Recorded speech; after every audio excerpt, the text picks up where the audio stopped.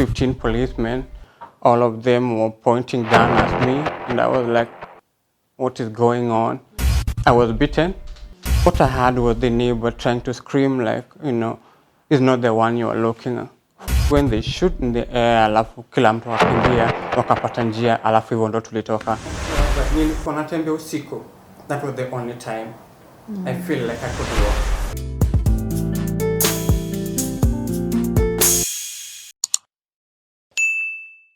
Hi everyone, welcome to our show today, the Walk the Talk show. We really are appreciating you guys for joining in. Thank you so much. And if you have not subscribed, please make sure you do join us and make sure that you have been safe, keeping safe, despite the fact that the country has been opened and there's no lockdown. I know most of you are waiting for it, but we really want to ask you that please keep safe. It's all about you. It's not about cargo. It's not about the president. It's about you and I. So please remember the responsibility starts with you and me. Wash your hands, sanitize if you must, but remember one thing, remember to wear your mask all the time and don't wear it under the chin.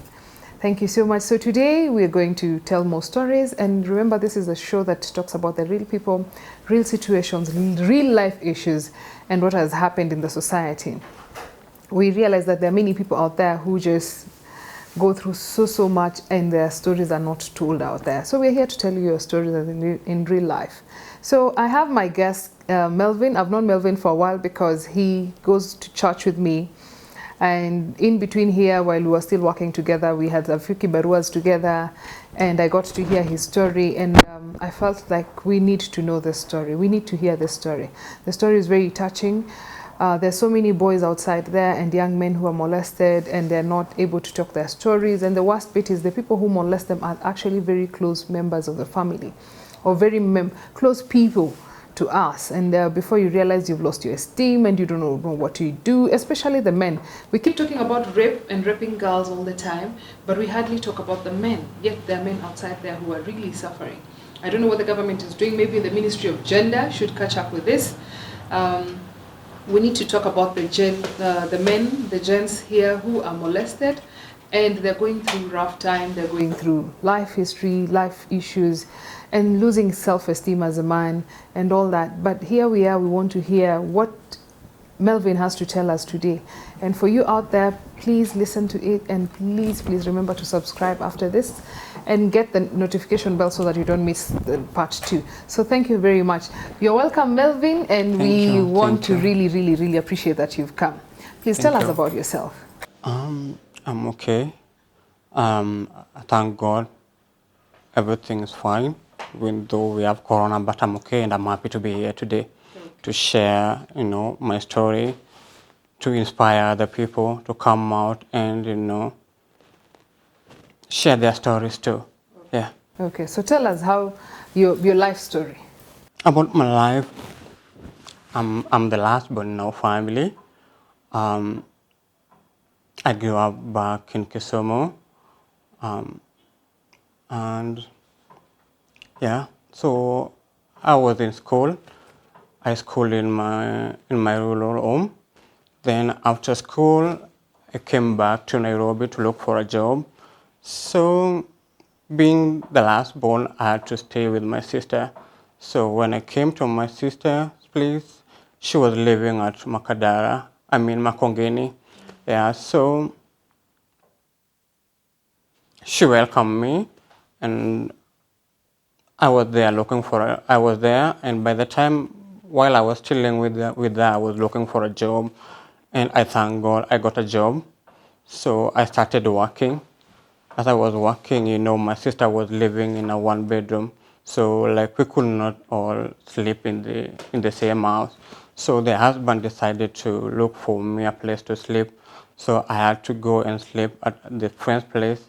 So it was almost 2 weeks to my job when suddenly everything changed.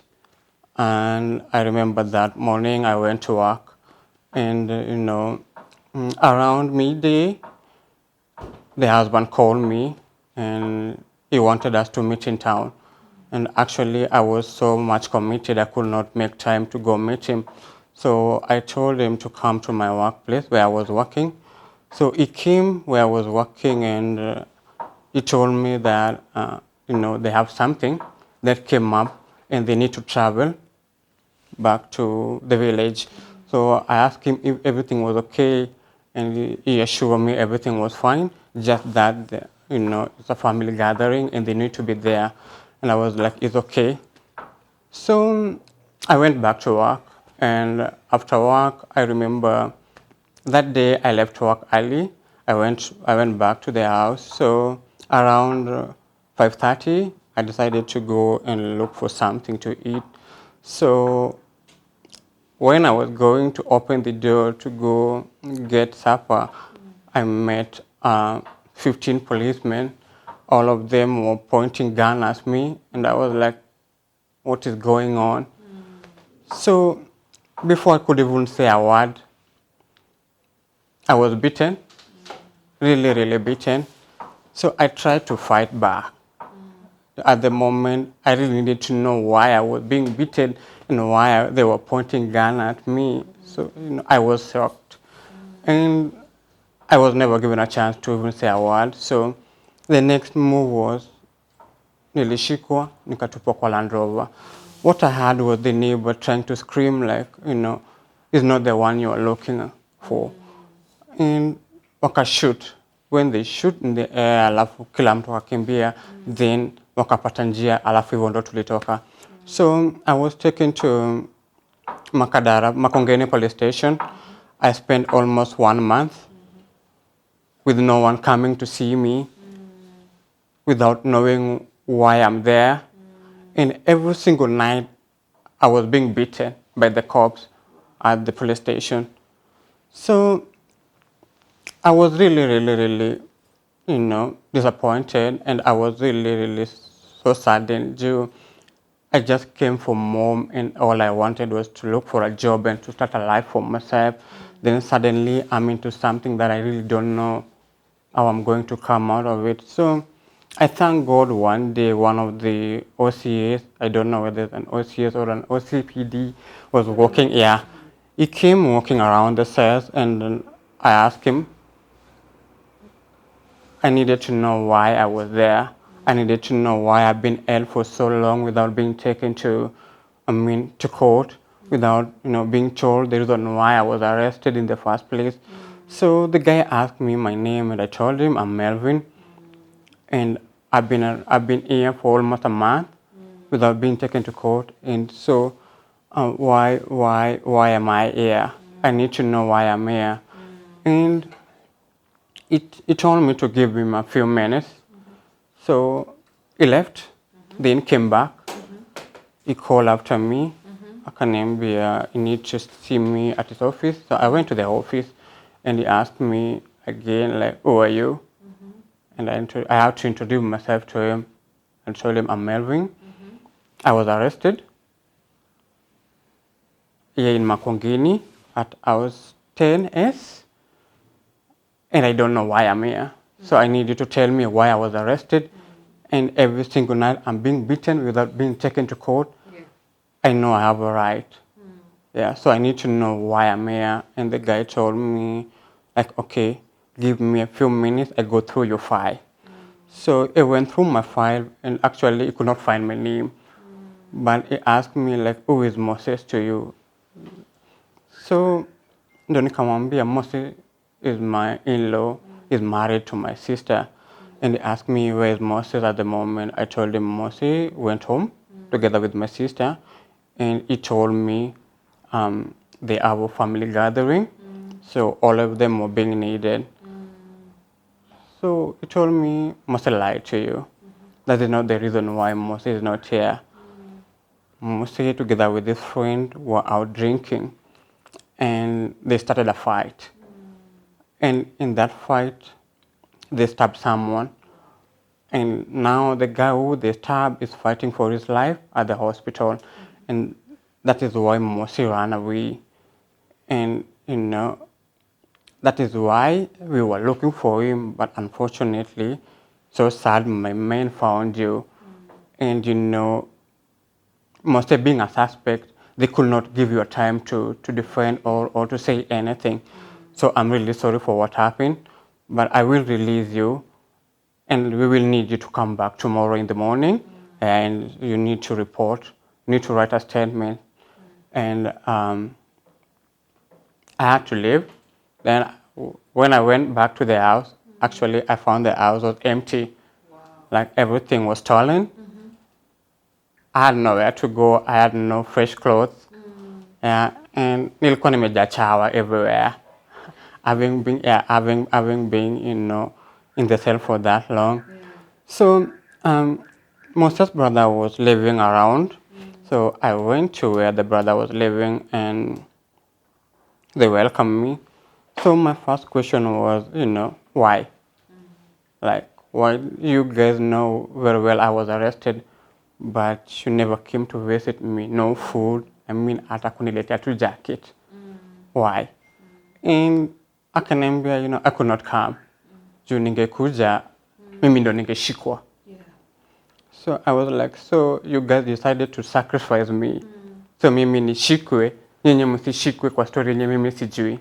Akaniambia, I'm sorry, but you know, I have a young family. So nikishikwa saizi, familia yangu itakuwaje? And I was like, so mimi, I also have a future. So mimi nishikwe, future yangu ipotee. And he was like, I'm sorry, and nikamwambia, that's not the reason why I'm here. Actually, that already happened, that happened. I'm out and I need to go back to the police station tomorrow. And the reason why I'm here, I need you to help me with a place to sleep. Nimefika kwa nyumba na hakuna kitu kwa nyumba. Yeah, so it was like, it's okay. I will call my younger brother, you go sleep at his place. So walipika, pika chakula, tukakula, but you know, back in the days, food ilikuwa ni less. Alafu, he had a family. So nile tu nakula, alafu mimi venye nilikuwa nimeka kwa seri, nilikuwa na njaa. So nilikula tu ile nikule tu, but sikushiba. So actually, PP arrived, so we went with PP to his place. Kufika kwa PP, I found 3 of his friends were there, were already there, and they were, you know, chewing mogoka. Yeah. So I was really tired, and I told PP I wanted to sleep. I'm really tired. So PP told me, it's okay, you can sleep, but if you don't mind, we have a soda here. You can take some soda before you sleep. And me being nile sikuwa nimeshiba, nikasema why not? So nikakunywa soda. Actually, the next thing, I was blackout. Kuamka the next day, niliamka around 11. Nikapata nyumba iko empty. No one is inside the house. To my shock, nikajipata sina manguo. So, kujipata sina manguo, I was bleeding. And that's when I learned that, you know, my in-law together with this friend molested me that night. Actually, I lost my self-esteem. In that moment, I hated myself. I hated everyone. I hated my sister for all that I went through. I had no money. So I just walked too easily. Nikafika kwa hospitali. I talked to the doctor, nikamwambia my situation, my story. And the guy was touched. And he decided to treat me without paying anything. So I paid, after he treated me, I talked to him, nikamwambia, I just want to go back to Shags. I really don't have any money with me. So if please you can just assist me with some cash, I go pay for a ticket. Nikifika Ushago, I will look for a myth, I will refund you the money, write for me your number. And the guy was like, it's okay, no problem. Let me finish my work. Then around lunchtime, we can go. So nilikaa hosi nikimgoja. After kumaliza, it was around 1:30. The guy came out. Akaniambia, now we can go. Alinichukua mpaka to bus station. He booked for me a ticket. And it was really nice. I really thank God for that guy.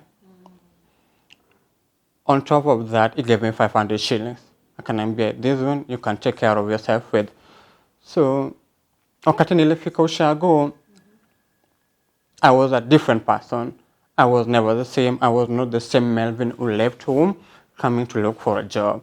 But now I was somebody who I didn't even understand myself. I never wanted, to see anyone. So I was in such a mess whereby nilikuwa natembea usiku. That was the only time I feel like I could walk. So anytime I needed to go buy food, I used to wait until ifike up around 7:30. Wakati kulikuwa na giza, kulikuwa na darkness, where no one could see me, when I could go out, look for something, then come back. So most of my days, I was almost indoors. Yeah, I did not want to associate with anyone. I didn't want to talk to anyone. And I was so much in pain, na nilikuwa najiambia, should I find a chance to meet Mose, the next thing I wanted was just to stab him. Yeah, akufe. And I repent, go to jail. Now, you wanted to take me to jail. Now I was ready to go to jail.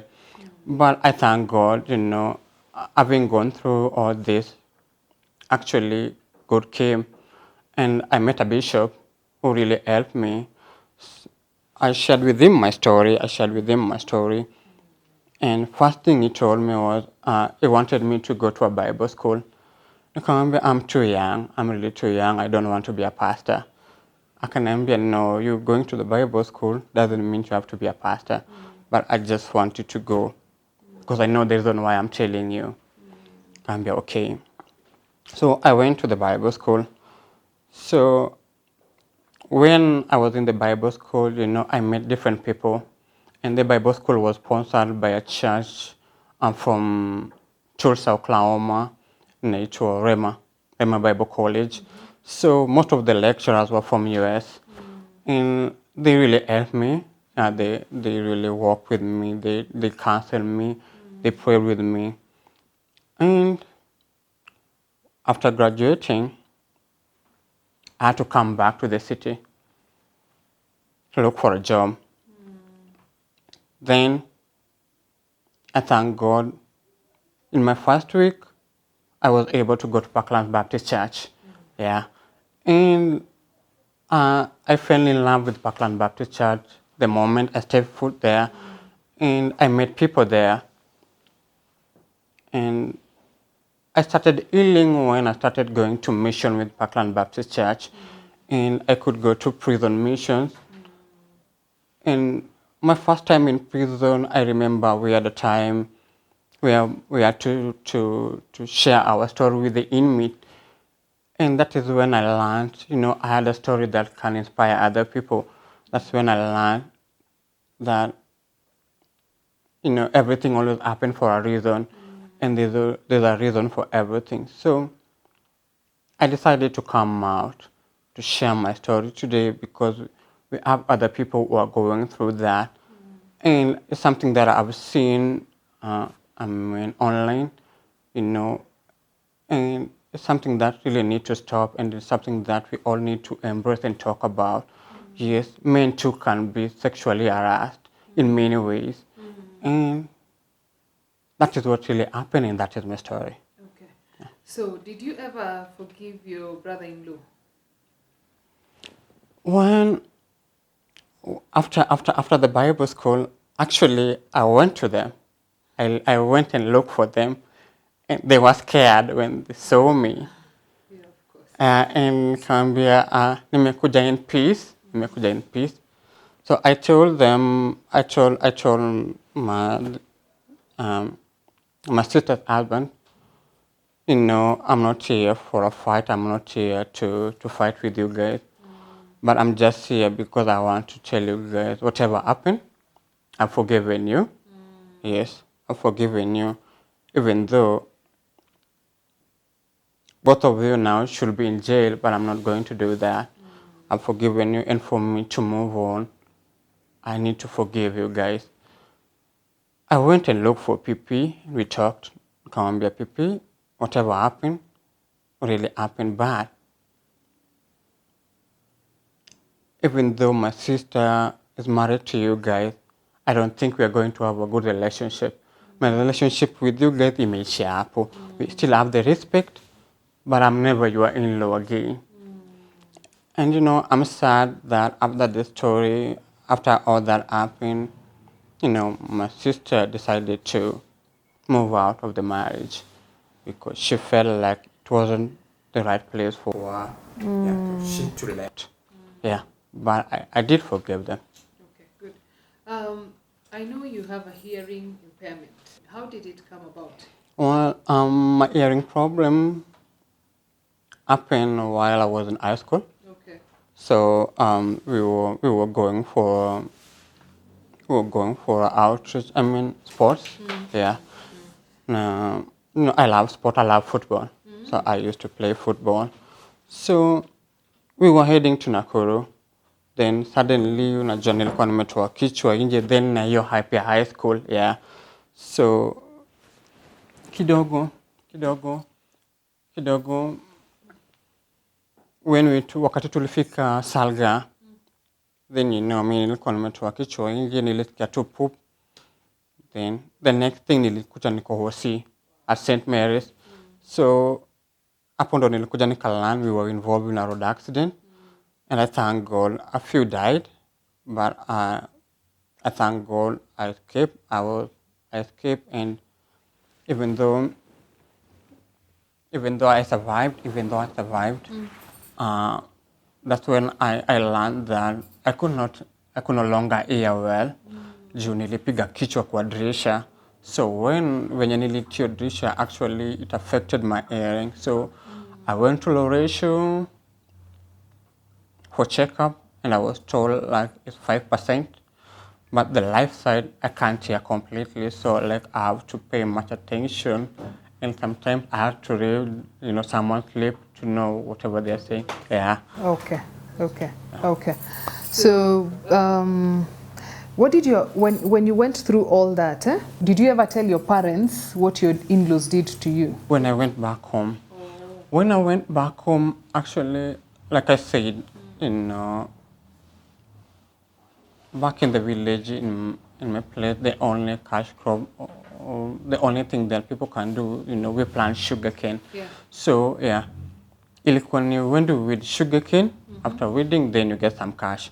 But now I never wanted to do that because I did not want to see anyone. Yeah. So what I did was, nilikuwa najifungia kwa nyumba. And ikifika usiku, I had some cousins who were living nearby. That's when nilikuwa naenda nawaambia like, hey, I need something. So they were shocked juu hawakuwa wanajua niko. So njaa imekupiga inabidi utoke nje. Yeah. So wakaniuliza when did you came back from Nairobi? So juu sikuwa nataka kuambia story yangu, nikamwambia nimekuja tu leo. Yeah, ni leo nimekuja, but I need some, unga. Yeah, to go cook. Yeah. So I was always inside the house, and like I said, nilikuwa natoka usiku. That was the only time I could walk. Yeah. So during this COVID season, I know many people have lost their jobs. You're among the people who've lost your job. How are you managing in this season? Well, after everything, I decided to accept the person I am. I decided to accept, this happened, and I had to move on. And, it was not the end of me. Yeah, that's true. So I had to go out, and I'm really thankful to, in everything, God has been able to bring people who really understand me. So every time I went to look for a job, I always, tell them I have a hearing problem. So sometimes it's not easy. I've lost so many opportunities because of my hearing. But I'm thankful, you yourself, you have given me some opportunities. Yeah. And, I take it a day at a time. Yeah. Okay. So out there, we just want to thank you so much. You've heard Melvin's story. And it's one of those stories that we keep hearing outside there, and we didn't think that it can be very close to us. And you've heard that one of the reasons this COVID season he's had issues is because, one, he's a PWD, and he's getting really, really harder to get a job because of his hearing impairment. And I know we have helped very many people before. We've come through for Luyo Tieno before. We've come for so many people who've had hearing impairment. So if you're out there and you want to reach out to Melvin so that he can get his hearing job, he has a degree, he's gone through Bible school, but then again, when he's trying to look for a job with his hearing impairment, he gets to, somehow he's at disadvantage. So we're out there asking if you want to reach out to Melvin. He'll be able, please just check on our comments and our inbox, then get back to us. We'll be able to reach him out. He's also found a very good home, Parklands Baptist Church. We want to thank you so much. He's been telling us how during this COVID season that he's been fed by the church. He's been kept very well by the church. So we just want to thank you out there. So if you know you're out there and you've gone through this, you've been molested, and you're a man, please learn from Kevin. He says, talk about it, get into missions, get into situations where you can talk about it, get to talk to somebody, because it might ruin your future. You might carry baggage, you might carry unforgiveness. But thank God for him, he found a pastor, for him, he found somebody who he can talk to, for him, he found a bishop who could actually listen to him, and he's gone through with his degree. He's very lucky with that. So if you're out there and you know you've gone through this kind of a situation, please reach out to someone, call somebody to talk to, or reach out to us. We'll be able to hook you up with different counselors that we have, and we can see that they are able to help you and reach out to you. But so thank you once again, and thank you for listening. Thank you for watching. Please remember to subscribe, and remember that you have to keep safe, keep a distance, maintain your social distance, physical distance, and the most important thing, remember that COVID-19 is real, and it's here and it's with us. It's no longer a story that we're hearing from outside. Remember one thing: don't go visiting your parents, or don't go partying and hoping and saying, oh, lockdown imefunguliwa, or this kind of a thing. No. Let's try and watch out. Let's keep safe, because at the end of the day, it's about you and me. We thank you, and we thank you for watching. God bless you.